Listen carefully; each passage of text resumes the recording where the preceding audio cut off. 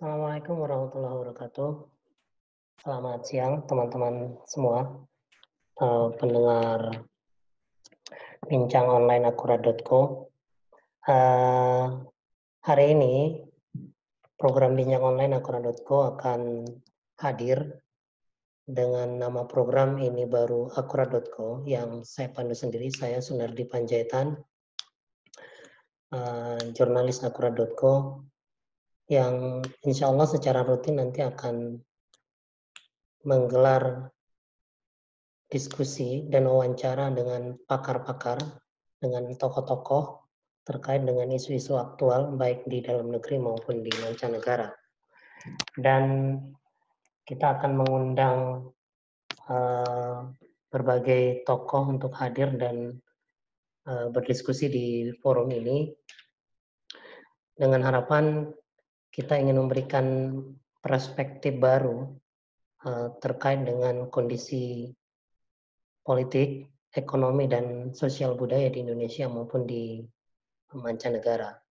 Dan pada siang hari ini, tema bincang akurat.co akan mengangkat persoalan politik terkini di Amerika Serikat. Kita tahu bahwa saat ini Amerika Serikat sedang mengalami gejolak pasca terbunuhnya peristiwa pembunuhan yang dilakukan oleh polisi Amerika Serikat terhadap seorang warga kulit hitam Afro-Amerika yang kemudian memicu gelombang protes bahkan penjarahan dan berbagai macam aksi kriminal lainnya. Menarik mendiskusikan Amerika Serikat karena kita tahu bahwa Amerika Serikat merupakan salah satu negara demokrasi terbesar di Indonesia dan Amerika Serikat telah menjelma menjadi ikon demokrasi di dunia. Tapi fenomena chaos sosial yang terjadi di Amerika Serikat saat ini menjadi pertanyaan banyak pihak, apa sebenarnya yang sedang terjadi di Amerika Serikat saat ini.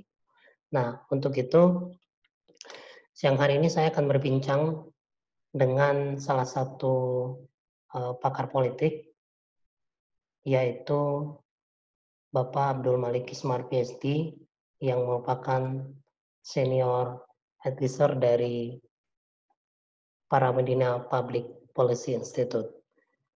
Jadi beliau ini memang sudah cukup lama tinggal di Amerika, oleh karena itu kita nanti akan bertanya ke beliau bagaimana sebenarnya kondisi yang terjadi di Amerika Serikat ini, apa penyebabnya dan bagaimana kita harus meresponnya. Untuk selengkapnya silakan disimak dan diikuti bincang online ini baru akurat.co bersama dengan Bapak Abdul Malik Ismar. Oke. Baik, terima kasih Pak Malik atas waktunya. Jadi tema bincang siang ini adalah terkait dengan kondisi politik terkini di Amerika Serikat.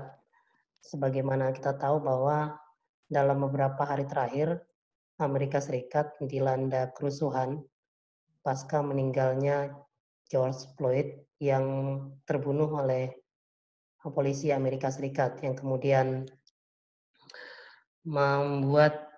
melahirkan kerusuhan-kerusuhan yang hampir merata di semua negara bagian di Amerika Serikat. Oke. Baik, mungkin dari pertanyaan pertama mungkin ini yang pertanyaan dasarnya sebenarnya Pak. Apa sebenarnya yang sedang terjadi di Amerika saat ini? Jadi pertanyaan ini sekarang banyak menjadi pertanyaan di Indonesia dan jawabannya juga ditunggu-tunggu oleh publik itu. Saya kira itu pertanyaannya pendek, jawabnya barangkali akan panjang. Kalau kita mau serius mencoba menjawab ya pertanyaan itu. Tapi yang pasti begini, saya kira ya, George Floyd kemarin itu adalah simptom sebetulnya ya. The killing of George Floyd ya, itu adalah simptoms dari persoalan panjang dari yang ada di Amerika selama ini. Hmm. Jadi dia bukan isolated incident sebetulnya. Dia Hmm. berada di barisan yang panjang, ya, di barisan yang panjang orang hitam yang dibunuh atau terbunuh oleh polisi Amerika, ya kan? Oke, Yang oke. paling dekat aja 2 bulan yang lalu ada si Ahmad Ya, Arbery, ya kan? benar-benar. Ahmad Arbery, terus ada Breonna, siapa namanya? Breonna Wilder ya, Breonna siapa itu lupa lagi Hmm. namanya. Karena sebelumnya lagi banyak ya. Jadi dia ini ada di dalam barisan ya, barisan orang terutama kulit hitam yang dibunuh Hmm. ya atau terbunuh atau by accident baik oleh polisi maupun oleh vigilante sebetulnya, Ya. vigilante kulit putih. Uh, dan ini nggak bisa dilihat sebagai tidak bisa dilihat sebagai isolated incident gitu ya, bukan Hmm. kecelakaan gitu ya, bukan kecelakaan hari kemarin aja, minggu lalu saja. Tapi ini adalah bagian dari sejarah yang panjang, ya Sudah sejarah yang akumulasi berarti panjang. Pak. Ini sudah Iya sudah. akumulasi. Tapi dia bilang bukan sebetulnya bukan karena rasisme ini meningkat di Amerika, bukan. Tapi Hmm. rasisme hari ini tuh terekam di Amerika. Ya, selama ini Hmm. ada, cuma nggak terekam, ya kan gitu. Nah, sekarang terekam. Nah, gitu.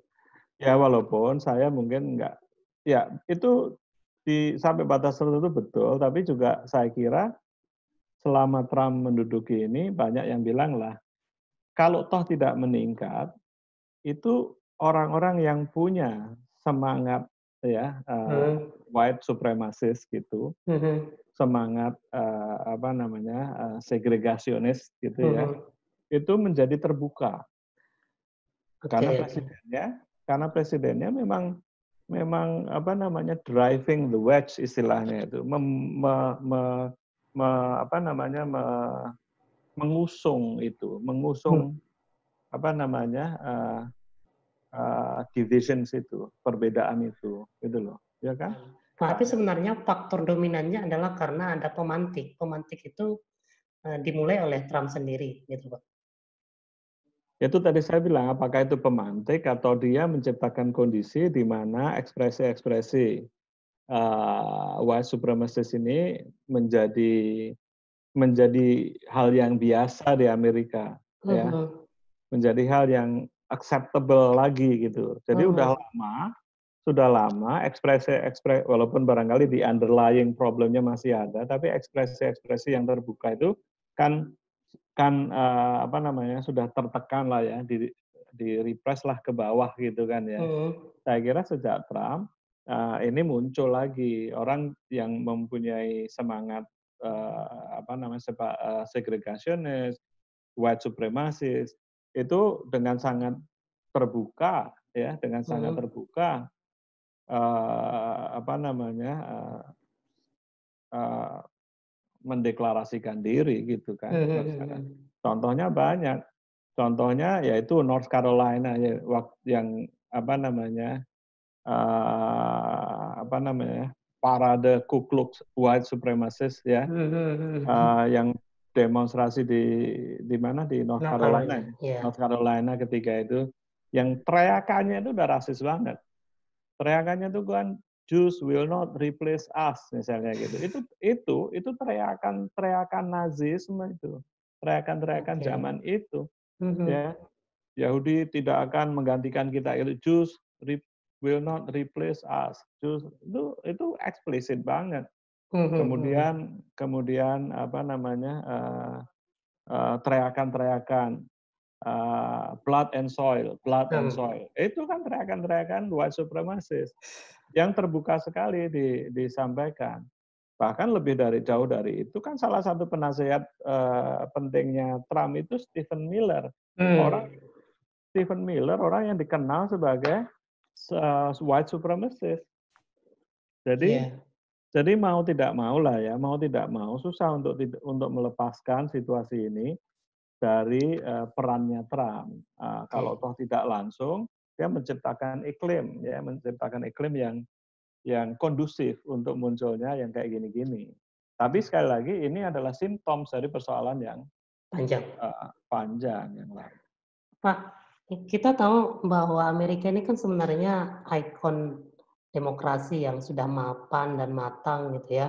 Tapi kemudian dihadapkan pada fenomena chaos sosial yang terjadi seperti saat ini. Nah, bagaimana kita memahami fenomena ini, Pak, dalam konteks apa namanya politik dan demokrasi secara Ya. global, Pak? Kalau ini mungkin bisa juga dilebarkan sekalian ya, dilebarkan sekalian lebih besar kalau kita mau mengamati perjalanan demokrasi lah ya, perjalanan demokrasi selama ini. Kelihatannya ketidakpuasan terhadap demokrasi, jelas ini ya, ketidakpuasan terhadap demokrasi ini berperan di sini. Atau paling enggak bahkan ini failure of democracy. Ya kan? Ini failure jelas, ini failure of democracy. Nah, dalam konteks ini sebetulnya Amerika kan nggak sendirian. Ya. Dari kegagalan demokrasi atau khususnya ya persisnya liberal demokrasi ya. Liberal demokrasi ini nanti perlu panjang juga nih diskusinya mengenai liberal demokrasi dan lain-lain. Tapi ini saya mau pakai istilah yang dipakai lah ya, yang mereka pakai secara akademik, secara teoritik, secara teoretikal gitu ya. Kegagalan liberal demokrasi yang ditandai oleh yang sangat penting di dalam liberal demokrasi itu kan selain kebebasannya dan sebagainya adalah institusi perwakilan, ya kan? Representation. Setelah ini hari-hari ini bukan cuma di Amerika, tapi juga di Inggris, juga di Prancis dan sebagainya ya. Itu orang bicara mengenai kegagalan representatif demokrasi. Jadi yang jadi wakil ya, yang jadi wakil itu tidak mewakili. Tidak mewakili suara pemilihnya. Tidak mewakili suara pemerintah, tidak mewakili rakyat yang dia pilih. Dan juga jangan lupa juga ini paradoksnya demokrasi ya. Paradoksnya demokrasi itu kan, demokrasi itu akan vibrant ya, hidup vibrant, kuat. Kalau rakyat itu partisipasi penuh. Iya. Ya kan? Kalau rakyat itu partisipasi penuh. Nah kan kita lihat sebetulnya di banyak negara ya, di banyak negara ini partisipasi ketika pemilihan umum itu kan rendah. Iya.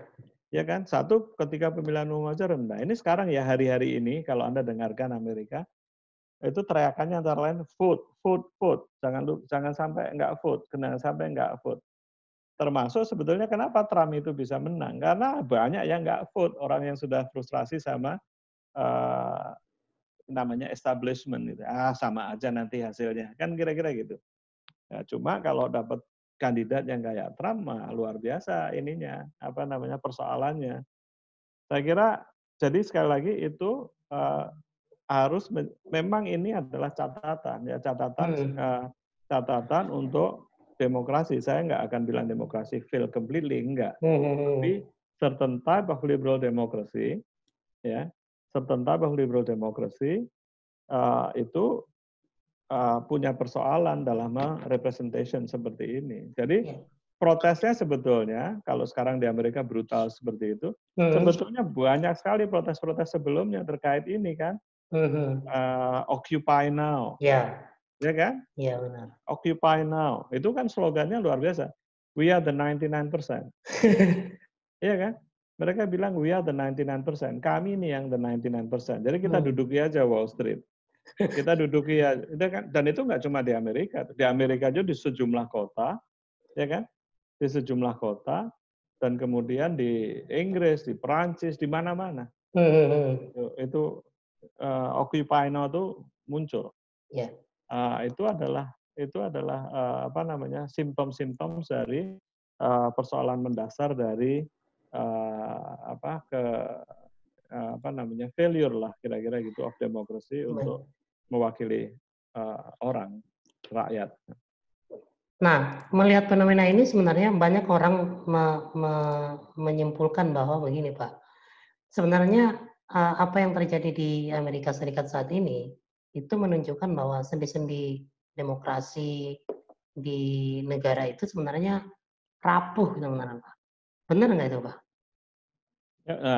Gini, bukan sendi-sendi demokrasinya rapuh. Ini pertanyaannya yang tadi saya bilang. Sebetulnya bukan persoalan sendi-sendinya, tapi what kind of democracy that you want sebetulnya. Jadi lebih fundamental dari sekedar sendi-sendinya. Kalau sendi-sendinya itu kan Anda sudah mengasumsikan ini sendinya, kemudian rapuh. Terus seolah-olah kalau diganti sendinya terus jalan lagi, kan gitu kan ya. Bisa, maksud saya begini, sekarang selama ini, sejauh ini, termasuk di Amerika, itu demokrasi kan berjalan. Ini yang sering kadang menjadi diskusi yang klise. Itu prosedural saja, ya kan? Sangat Prosedur sangat, demokrasi, Pak ya. ya 5 tahun sekali pemilihan, ya kan ya, terlepas yang milih cuma berapa, kan gitu ya. Semua jalan, prosedurnya jalan semua, tapi dia tidak menjawab persoalan paling mendasar dari bukan cuma demokrasi saja, tapi persoalan mendasar dari kehidupan politik, yaitu apa? Justice. Politics itu prinsip pertamanya keadilan. The first principle of politics itu justice. Nah, ketika prosedurnya itu barangkali sudah rapi dan sebagainya, tapi tidak menjawab persoalan keadilan, orang marah, gitu. Iya. Makanya teriakan di jalan sekarang, no justice, no peace, walaupun udah ada pemilihan yang legitimate dan sebagainya. Kok pertanyaan mendasarnya apakah demokrasi atau apapun sistem politiknya itu menjawab persoalan paling mendasar dari kehidupan bersama, which is politik, keadilan, kan gitu. Dan ini yang muncul, dan itu di mana-mana juga pasti akan muncul yang seperti itu kalau tidak di bicara soal keadilan tadi, Pak. Sebenarnya kan kalau dilihat ke misalnya kerusuhan yang terjadi saat ini, penjarahan yang terjadi di Amerika Serikat itu bisa dibaca misalnya salah satunya sebagai dampak dari adanya kesenjangan ekonomi di Amerika. Misalnya kita lihat begini, saran penjarahan itu misalnya hanya terutama terjadi di kawasan-kawasan pemukiman elit dan pertokoan elit gitu. Jadi bahwa kerusuhan ini dipicu oleh kecemburuan sosial ekonomi masyarakat kepada elit di Amerika Serikat begitu. Ya, mungkin. Tapi gini, ini saya mau hati-hati di sini. Saya kira secara umum mungkin iya gitu ya. Tapi ini kan ada COVID, orang udah 3 bulan nggak kerja, barangkali nggak punya duit juga ya. Macam-macam. Persoalannya macam-macam. Tapi juga yang lebih menambah komplikasi itu kan bahkan wali kota Minneapolis ya, yang bilang ya, mungkin juga gubernur juga ngomong. Mereka bilang begini ya, banyak orang yang ditangkap karena melakukan kerusuhan. Pertama dia bukan residen dari kota itu, terus dan afiliasinya macam-macam. Afiliasi termasuk white supremacist di situ. Ya. White supremacist. Ini yang menarik sekali di Amerika hari ini sebetulnya itu. Ini sampai di mana ini Trump ini mau mainkan apa gitu kan ya, luar biasa kacaunya gitu. Pagi ini dia ngomong kacau sekali, pagi Indonesia ngomong kacau sekali. Dia tuh enact military dan sebagainya lah, ini cerita panjang lagi. Tapi ada elemen-elemen lain, walaupun kalau Trump dan rezimnya ya itu langsung menuduh Antifa. Ya, yang sudah ditetapkan sebagai organisasi teroris. Akan belum tentu dia bisa, bukan dia yang menetapkan itu Kongres. Tapi dia langsung blame itu Antifa. Antifa itu dikenal afiliasinya ke kiri dan sebagainya. Tapi Antifa itu kan luas betul sebetulnya, ya kan? Antifa itu kan kependekan dari antifasis. Antifasis. Gerakan antifasis. Itu dia mau label sebagai teroris group. Tapi yang juga bahkan disampaikan oleh misalnya wali kota Minneapolis itu, white supremacists juga terlibat di situ, instigating riot. Ya. Nah, saya nggak tahu apa motifnya di belakangnya. Kita masih belum tahu lah persisnya ini siapa aja nanti yang terlibat itu. Tapi dalam kondisi seperti ini, ya jelas ada looting dan sebagainya, orang ada oportunis lah ya, ada Iya. kriminal murni di sini, ya ada kriminal murni. Tapi kriminal murni itu menurut saya itu ya tadi itulah ya oportunis ya, opportunistic crime ya, opportunistic crime ya, yang sebetulnya bukan persoalan sebesarnya. Persoalan besarnya adalah cry for justice. Dan ini Iya. yang saya belum tahu, saya ingin melihatnya, ingin percaya gitu bahwa kalau kita lihat ya yang protes itu kan banyak sekali orang kulit putih, Iya. ya kan? Nah, apakah itu hanya bagian dari solidaritas atau memang eh, pada ujungnya adalah Nah, karena ketidaksukaan dengan kebijakan Trump? saya menduga nih, saya nggak tahu ini menduga atau berharap, mungkin berharap ya sebagai orang yang pernah tinggal di sana lumayan lama. Hmm. Saya berharap ada semacam new awakening gitu ya, Mhm. new awareness gitu ya, new awareness, new awakening dari kalangan anak-anak relatif muda kulit Mhm. putih hari ini yang dia menyadari betul, oh kita ini have been living in a very racist society gitu loh. Iya. Ya. Sehingga mereka juga nggak tahan ya gerah, Mhm. dan ini juga mungkin generasi baru ini kan exposed to apa namanya, exposed to information yang luar biasa. Karena Iya. kalau melihat YouTube aja ada berapa banyak itu apa namanya insiden-insiden rasisme yang Anda bisa temukan. Gitu. Dan Mhm. mereka terekspos ini juga. Dan saya kira mereka malu sekali juga itu lihat kemarin itu. Siapa yang bisa tahan lihat siapa namanya George Floyd Iya. dibunuh di Iya. jalanan seperti itu, ya Diinjak diinjak pakai tanpa lutut begitu. sampai mati, ya kan? Iya. Dan itu luar biasa. Mereka concern mereka ya, kata hati mereka, suara hati mereka nggak mengizinkan lagi itu.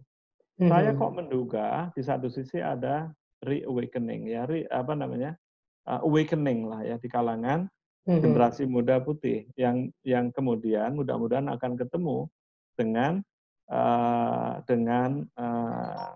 kemarahan ya, akan ketemu Hmm. dalam arti join forces dengan kemarahan yang orang kulit hitam. Saya ingat kalau nggak salah Tupac Shakur ya, Tupac yang ya mati terbunuh juga waktu itu, tapi karena hal yang lain. Rapper Hmm. itu loh, Iya. kalau nggak salah dia yang pernah bilang, "Do you think we are going to wait? Do you think we are going to keep asking you?" Gitu lah ya. Hmm. Ya. Kamu kira kita akan menunggu terus, kita akan meminta terus. Kamu kira ya, meminta terus untuk dikasihani, untuk Mhm. ini Mhm. enggak, we will take it gitu ya, kira-kira Mhm. gitu. Dan itu saya kira akan ketemu dengan new sentiment ini mungkin di kalangan kulit putih. Yang saya kira menjadi luar biasa muak, ya, luar Hmm. biasa muak dengan kebijakan-kebijakan Trump yang sangat-sangat divisif, Iya. ya, sangat Pak, kita divisif. tahu bahwa November ini ya, tahun ini nanti kan Amerika mau mau ada pemilu. Eh, Kalau melihat kejadian yang sekarang, menurut Pak Malik, eh, apakah ini nanti akan berdampak? Ada dampaknya nggak terhadap terhadap perolehan suara Republik dan Demokrat, juga dampaknya terhadap suara Trump gitu? Karena tadi misalnya sudah mulai ada kesadaran-kesadaran dari nggak generasi mudanya Amerika Ya. yang apa namanya yang cukup kritis terhadap Trump sebenarnya, Pak. Ya, saya kira ya, ini balik lagi, ini antara pikiran rasional dan harapan ya, yang mana yang kuat. Ya, eh, saya sudah baca banyak ya, baca dan Hmm. mendengarkan banyak banyak analis ya, pemikir gitu yang memprediksikan Trump akan kalah besar, ya, Trump akan kalah besar. akan kalah besar di November nanti. Hmm. Mau seberapa banyak kebohongan sih yang ya yang sampai orang itu nggak percaya. Itu dia udah terlalu banyak kok. Ditambah yang kayak gini-gini, ditambah COVID. Ditambah Iya, COVID. Hari ini 105.000 orang Amerika meninggal karena COVID. benar-benar. Itu akan susah dipertahankan lagi. Akan susah dipertahankan lagi. Namun, ya jangan lupa juga Trump ini punya supporter yang, jadi Trump base ya, base-nya Trump itu kan kalau bahasa Jawanya di sini kan mati urip melu Trump. Mati, iya betul, mati hidup itu Apapun Trump. harus Trump gitu ya Pak ya. Apapun, iya pilihannya kan kalau nggak Tuhan, Yesus, Trump. Gitu kan? Ya. Dan itu serius, itu serius. Jadi salah satu base-nya dia itu kan evangelical Christian. Iya. Nah, Anda lihat nggak hari ini dia apa yang dia lakukan? Dia buat foto op, ya. Iya. Dia jalan dari White House, keluar dari White House ke gereja dekat White House itu. Nggak masuk gereja, cuma foto di gereja pegang Bible. Ya, itu sebetulnya apa? Itu kan mengundang base-nya. Dia sedang mengundang base-nya. Karena Dan kan dia banyak juga orang yang tidak tahu bahwa Amerika sini bukan liberal sebenarnya, tapi konservatif sebenarnya gitu. ya gini, kalau model demokrasinya itu sebetulnya ya jelas liberal demokrasi, ya. Tapi dalam bahasa sehari-hari, memang orang Amerika nggak. Ya, makasih. Saya sudah diundang rapat lagi nih. Siapa? Apa namanya? Apa tadi saya ngomong? Politiknya demokrasi liberal. Iya jelas itu desain demokrasinya jelas liberal demokrasi. Amerika itu liberal demokrasi, prinsip-prinsip liberal dan sebagainya yang jelas diterapkan begitu. Cuma dalam politik, dalam kosakata sehari-hari, dalam kesadaran kolektif sebagian orang Amerika paling tidak, kata liberal itu jorok, ya, kata yang jelek, kata yang buruk. Biasanya Presiden Amerika kalau lagi pemilihan nggak mau disebut liberal. Nggak mau dikait-kaitkan. Makanya ketika Trump dan kawan-kawannya ngomong, wah ini kan liberal conspiracy dan sebagainya. Iya, iya. Kayak gitu. Yang liberal itu konotasinya negatif, ya kan? Nah ini yang dipakai habis-habisan oleh Trump juga, ya, sebagai division. Dan dia udah gambling sebetulnya ini. Dia norak senorak-noraknya ya hari ini untuk memojokkan liberal, untuk memojokkan semua dia panggil left, semua, ya kan? Iya. Nah, untuk securing base-nya. Nah, pertanyaannya apakah base-nya itu cukup untuk mengangkat dia terpilih sebagai Presiden Amerika? Saya kira kok mungkin enggak gitu ya. Enggak cukup. Terkait dengan kita di Indonesia gitu ya, misalnya pembelajaran yang apa yang kita dapatkan misalnya dari kondisi Amerika Serikat sekarang. Lebih baik ngomongin lebih baik itu apa yang bisa kita pelajari dari kegagalannya Amerika. Lebih baik gitu. Terutama kaitannya nanti dengan konsolidasi demokrasi kita, Pak. Ini pertama itu yang satu prinsip sangat fundamental tadi itu. Jangan betray justice. Ya kan? Jangan mengkhianati keadilan. Rakyat itu marah kalau itu, ya. Ingat aja, the first principle of politics itu justice. Ya. At some point orang akan marah kalau nggak diperlakukan secara adil.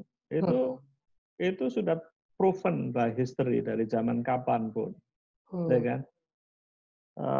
Makanya orang kemudian menyimpulkan bahwa justice itu the first principle of politics. Dan satu lagi yang penting juga untuk yang penting untuk diingat juga, justice itu bukan kata keadilan itu apa namanya, bukan apa ya, harus diupayakan. Dia harus diupayakan. Saya sudah harus pergi nanti ya. Harus diupayakan. Ya, nggak bisa taken for granted. Ini yang saya sering ngomong, ya. keadilan itu harus diupayakan, demokrasi itu harus diupayakan, nggak bisa taken for granted. Barangkali you can kayak Trump ini. Trump ini kan sebetulnya menang karena apa namanya? Karena image lah, ya kan? Ketika things matter, ya, ketika pada akhirnya, ya, itu akan sangat tergantung pada what is really happen, ya, what is really happening, ya kan? Nggak bisa lagi dikemas dengan hyper reality, we need the reality, gitu kan? Gitu. Betul. Mungkin gitu.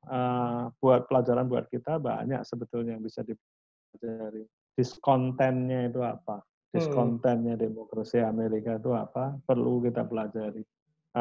Bisa banyak yang bisa kita pelajari supaya kita nggak mengulangi persoalan yang sama. Jadi basicnya soal justice tadi itu. Terus yang kedua yaitu yang tadi itu bahwa apa namanya prosedural demokrasi aja itu nggak cukup, ya kan? Kita tuh bisa dengan niat baik aja kita bisa bikin aturan yang nggak adil kok. Loh banyak loh aturan-aturan yang by default unjust by default itu banyak walaupun niatnya itu baik. Nanti kita ngobrol panjang soal ini. Apalagi kalau niatnya udah nggak baik gitu, ya kan? Nah, yang niat baik aja bisa unjust kok hasilnya, apalagi yang tidak. Makanya yang kayak gini-gini perlu niatnya baik, tapi ketika diturunkan ke dalam aturan-aturan hukum jadi berubah makna. Itu ada istilah bagus di Amerika. Road to heaven. Road to heaven. Road to heaven itu seringkali dibangun dari dengan good intention. Kok road to heaven? Road to hell. Road to hell, jalan ke neraka itu seringkali dibangun dengan good intention, dengan niat-niat baik. Jadi hati-hati Anda. Niatku baik loh, tapi menyengsarakan orang. Oke ya. Terima kasih banyak Pak Malik atas waktunya. Sampai ketemu nanti di sesi berikutnya Pak. Ya. Assalamualaikum warahmatullahi wabarakatuh. Waalaikumsalam.